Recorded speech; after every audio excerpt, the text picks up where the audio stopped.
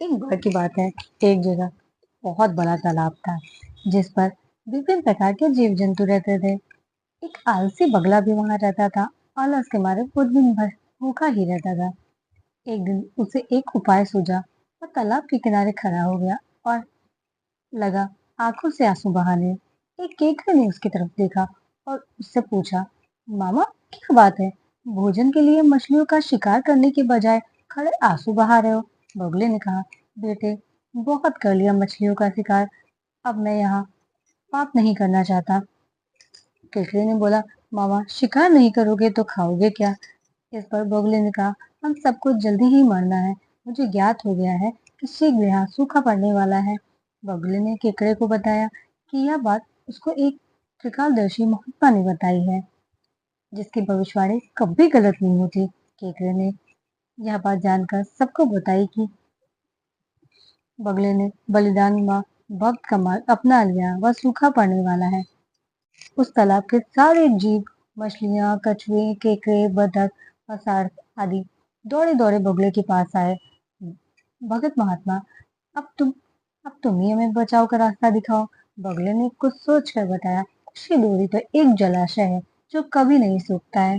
यदि जलाशय के सभी जीव वहां चले जाएं तो बचाव हो सकता है। अब समस्या यह थी कि वहां तक जाया कैसे जाए। बगले ने कहा, मैं तुम्हें एक एक करके अपने पीठ पर बिठाकर वहां पहुंचा दूंगा, क्योंकि अब मेरा सारा जीवन दूसरों की सेवा में ही गुजरेगा। सभी जीवन सभी जीवों ने गदगद होकर बगला भगत जी के नारे लगाना शुरू कर दिए। अब बगला भगत रोज एक जीव को अपनी पीठ पर बिठाकर ले जाता और कुछ दूर ले जाकर चट्टानों पर पटकता, पटक कर मार डालता और खा जाता। चट्टान के पास मरे हुए सभी जीवों की हड्डियों का ढेर लग गया। बहुत दिनों तक यही क्रम चलता रहा।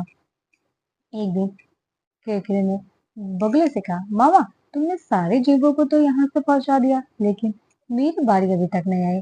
भगत जी बोले, बेटा अभी चलो, आओ मेरी पीठ पर बैठ जाओ। केकड़ा खुश होकर बगले की पीठ पर बैठ गया। जब वहां चट्टानों के निकट पहुंचा तो वहां देखा हड्डियों का इतना सारा पहाड़ लगा हुआ था।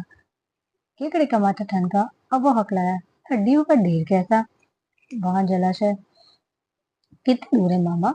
अगला भगत बोला, मूर्ख, यहाँ कोई जलाशय नहीं है, मैं एक एक को पीठ पर बिठाकर यहाँ पे लाकर खाता हूँ, आज तू मरेगा।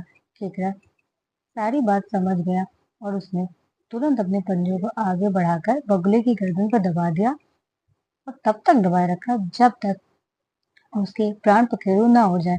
फिर केकड़ा बगले भगत को कटा हुआ सर लेकर तालाब पर लौटा और सारे जीवों को सच्चाई बता दी कि कैसे बगला उन्हें धोखा देता था।